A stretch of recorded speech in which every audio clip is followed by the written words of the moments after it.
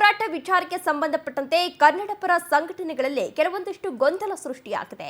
ಬಂದ್ಗೆ ಬೆಂಬಲಿಸಲ್ಲ ಅಂತಿವೆ ಕರವೇ ಸಂಘಟನೆ.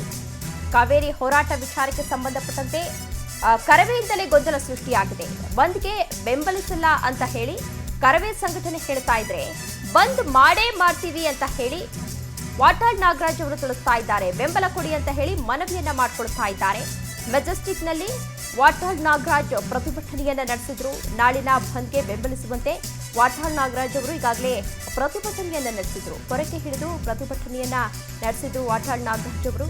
ವಾಟಾಳ್ ನಾಗರಾಜ್ ಅವರನ್ನ ಪೊಲೀಸರು ಈಗಾಗಲೇ ವಶಕ್ಕೆ ಪಡೆದಿದ್ದಾರೆ. ಈ ಕಾವೇರಿ ವಿಚಾರ ಏನಿದೆ, ತಮಿಳುನಾಡಿಗೆ ನೀರು ಹರಿಸಬೇಕು ಎನ್ನುವ ವಿಚಾರಕ್ಕೆ ಸಂಬಂಧಪಟ್ಟಂತೆ ಈಗಾಗಲೇ CWMA ಆದೇಶವನ್ನ ಹೊರಡಿಸಿದೆ. ಹಿಂದೆಯಿಂದಲೂ ಕೂಡ ಹೇಳ್ಕೊಂಡು ಬಂದಿದ್ರು 13ನೇ ತಾರೀಕು ನಾವು ಬಂದ್ ಮಾಡೇ ಮಾಡ್ತೀವಿ, ಪ್ರತಿಭಟನೆಯನ್ನ ಮಾಡೇ ಮಾಡ್ತೀವಿ ಅಂತ ಹೇಳಿ ವಾಟಾಳ್ ನಾಗರಾಜ್ ಅವರು ಈ ಹಿಂದೆಯಿಂದಲೂ ಕೂಡ ಹೇಳ್ಕೊಂಡು ಬಂದಿದ್ರು. ನಿನ್ನೆಯಷ್ಟೇ ಆದೇಶವನ್ನ ಹೊರಡಿಸಲಾಗಿದೆ.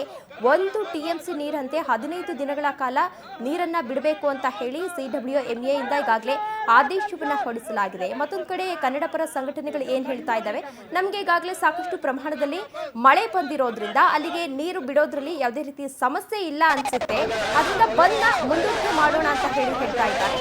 ಅದರ ಬೆನ್ನಲ್ಲೇ ವಾಟಾಳ್ ನಾಗರಾಜ್ ಇವತ್ತು ಪ್ರೊಟೆಸ್ಟ್ ಮಾಡಿದ್ದಾರೆ.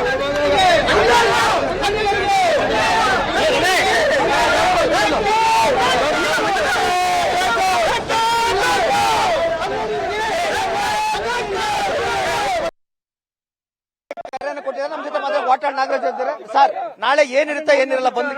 ನಾಳೆ ನಮ್ಮ ಪ್ರಕಾರ ಸಂಪೂರ್ಣ ಬಂದ್ ಆಗುತ್ತೆ.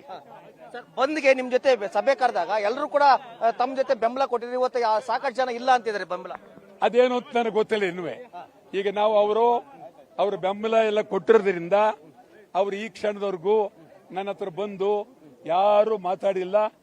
ಆಯ್ತಾ, ಅವತ್ತು ಬೆಂಬಲ ಕೊಟ್ಟರು ಭಾರಿ ಜೋರಾಗಿ, ನಿಮ್ಗೆಲ್ಲ ಗೊತ್ತು. ನಿಮ್ಮ ಎದುರಿಗೆ ಅವ್ರು ಬೆಂಬಲ ಕೊಟ್ಟಿದ್ದಾರೆ. ಆದ್ದರಿಂದ ನಾವು ಬಂದ್ನಲ್ಲಿ ಮಾಡ್ತೀವಿ. ಪ್ರವೀಣ್ ಶೆಟ್ಟಿ ಅವರು ಹೇಳ್ತಿದ್ದಾರೆ, ವಾಟಾಳ್ ನಾಗರಾಜ್ ಅವರ ಒಳ್ಳೆ ಎಲ್ಲಾ ಹೋರಾಟಕ್ಕೂ ನಾವು ಬೆಂಬಲ ಕೊಟ್ಟಿದ್ವಿ, ಈ ಬಾರಿ ನಾವು ಮನವಿ ಮಾಡ್ತೀವಿ ಅಂತಿದ್ದಾರೆ. ಸ್ವಂತಕ್ಕೆ ನಮ್ ದೊಡ್ಡ ಪಂಚ ಇದಲ್ಲ ಹೋರಾಟ, ಇಡೀ ರಾಜ್ಯಕ್ಕೆ ಹೋರಾಟ ಮಾಡಿದೀವಿ. ಅವ್ರು ಬೆಂಬಲ ಕೊಟ್ಟಿರ್ಬೋದು, ಆದ್ರೆ ಅವರೇ ಪ್ರವೀಣ್ ಕುಮಾರ್ ಶೆಟ್ಟಿನೇ ಮೈಸೂರು ಬ್ಯಾಂಕ್ ಹತ್ರ ವಾಟಾಳ್ ನಾಗರಾಜ್ ಅವರ ನಾಯಕತ್ವದಲ್ಲಿ ಬಂದ್ ಮಾಡ್ತೀವಿ ಅಂತ ಹೇಳಿದ್ರು. ಅದಾದ್ಮೇಲೆ ವುಡ್ಲ್ಯಾಂಡ್ಸ್ ನಲ್ಲಿ ನಾವೆಲ್ಲ ಬಂದು ಬೆಂಬಲ ಕೊಟ್ಟಿದ್ವಿ ಅಂತೇಳಿ ಎಲ್ಲರೂ ಹೇಳಿದ್ರು. ನಿಮ್ಮೆದುರಿಗೆ ಮುಗಿತಲ್ಲ. ಈಗ ನಾಳೆ ಏನಿರುತ್ತೆ ಏನಿರಲ್ಲ ಸರ್?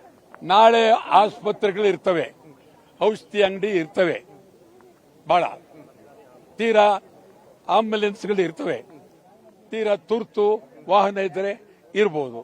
ಮತ್ತು ಮಾಧ್ಯಮದವರು ನಾವೇನು ನಿಮಗೆ ತೊಂದರೆ ಕೊಡಲ್ಲ, ತಾವು ಬರ್ಬೋದು. ಇದಿಷ್ಟು ವಾಟಾಳ್ ನಾಗರಾಜ್ ಅವರು ಮಾತಾಗಿದ್ದು.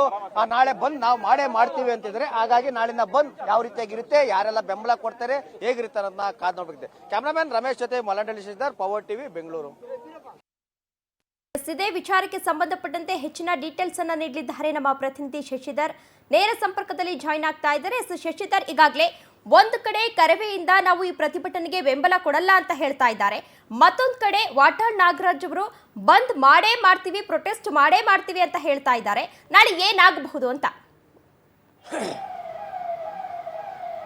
ತೇಜಸ್ವಿನಿ, ಜುಲೈ 28ನೇ ತಾರೀಕು ಏನ್ CWRC ಒಂದು ಆದೇಶವನ್ನು ಕೊಟ್ಟಿತ್ತು. ಆ ಆದೇಶವನ್ನು ಕೊಟ್ಟಾಗ ತಮಿಳುನಾಡಿಗೆ 4000 ಕ್ಯೂಸೆಕ್ನಷ್ಟು ನೀರನ್ನ ಬಿಡಲೇಬೇಕಂತ ಆದೇಶವನ್ನ ಮಾಡಿತ್ತು.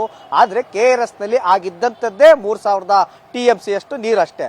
ಈ ಕಾರಣದಿಂದಾಗಿ ನಾವೆಲ್ಲಿಂದ ನೀರು ಬಿಡಬೇಕು ಅಂತ ಹೇಳ್ಬಿಟ್ಟು ಇಡೀ ಕರ್ನಾಟಕ ಜನ ಆಕ್ರೋಶಗೊಂಡಿದ್ರು. ರಾಜ್ಯ ಸರ್ಕಾರ ಕೂಡ ಅದೇ ರೀತಿಯಲ್ಲಿ ಕೂಡ ಆಕ್ರೋಶವನ್ನು ಕೂಡ ವ್ಯಕ್ತಪಡಿಸಿತ್ತು. ಕನ್ನಡ ಪರ ಸಂಘಟನೆಗಳೆಲ್ಲರೂ ಕೂಡ ಒಟ್ಟಾಗಿ ಕನ್ನಡ ನೆಲ ಜಲ ಭಾಷೆ ಅಂತ ಬಂದಾಗ ಎಲ್ಲರೂ ಕೂಡ ಒಟ್ಟಾಗಿ ಅವತ್ತು ಸಭೆಯನ್ನ ಮಾಡಿ ಒಮ್ಮತದಿಂದ ಆಯ್ತು ಕರ್ನಾಟಕವನ್ನ ಬಂದ್ ಮಾಡೋಣ ಅಂತ ಹೇಳ್ಬಿಟ್ಟು ಒಂದು ಒಮ್ಮತದ ತೀರ್ಮಾನವನ್ನ ಬಂದಿದ್ರು.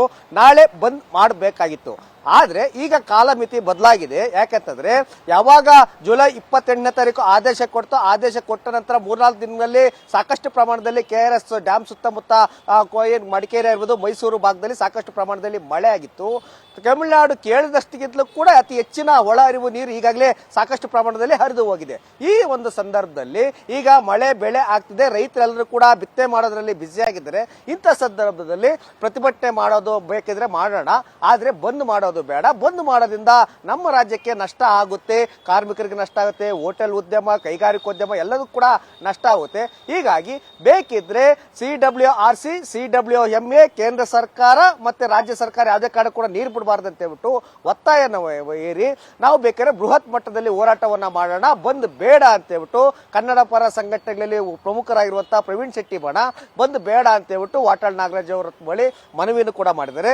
ಇನ್ನು ಕರ್ವೆ ರಾಜ್ಯಾಧ್ಯಕ್ಷರಂತ ನಾರಾಯಣಗೌಡರು ಕೂಡ ಬಂದ್ ಯಾವುದೇ ಕಾರಣಕ್ಕೂ ಬೇಡ, ಬಂದ್ ಮಾಡಿದ್ರೆ ನಮ್ಮ ರಾಜ್ಯಕ್ಕೆ ನಷ್ಟ ಆಗೋದು, ನಾವೇನಿದ್ರು ಕೂಡ ಕೇಂದ್ರ ಸರ್ಕಾರದ ವಿರುದ್ಧ ಹೋರಾಟವನ್ನ ಮಾಡೋಣ, ತಮಿಳುನಾಡಿನ ಏನ್ ನಿಯಮಗಳನ್ನ ವಿರೋಧಿಸಿ ನಾವು ಹೋರಾಟವನ್ನ ಮಾಡೋಣ ಅಂತ ಹೇಳ್ಬಿಟ್ಟು ಕೂಡ ಅವರು ಒಂದು ರೀತಿಯಾಗಿ ಕರೆಯನ್ನು ಕೂಡ ಕೊಟ್ಟಿದ್ರು.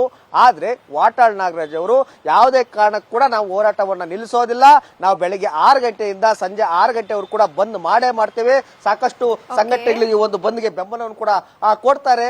ನಾವು ತಮಿಳುನಾಡನ್ನ ವಿರೋಧಿಸಿ ಬಂದ್ ಮಾಡ್ತೀವಿ ಅಂತಿದ್ರೆ, ಹೀಗಾಗಿ ಕನ್ನಡ ಪರ ಸಂಘಟನೆಗಳಲ್ಲಿ ಕನ್ನಡ ನೆಲ ಜಲ ಭಾಷೆ ಅಂತ ಬಂದಾಗ ಮೊದಲಿದ್ದಂತ ಒಗ್ಗಟ್ಟುತನ ಈಗಿಲ್ಲ.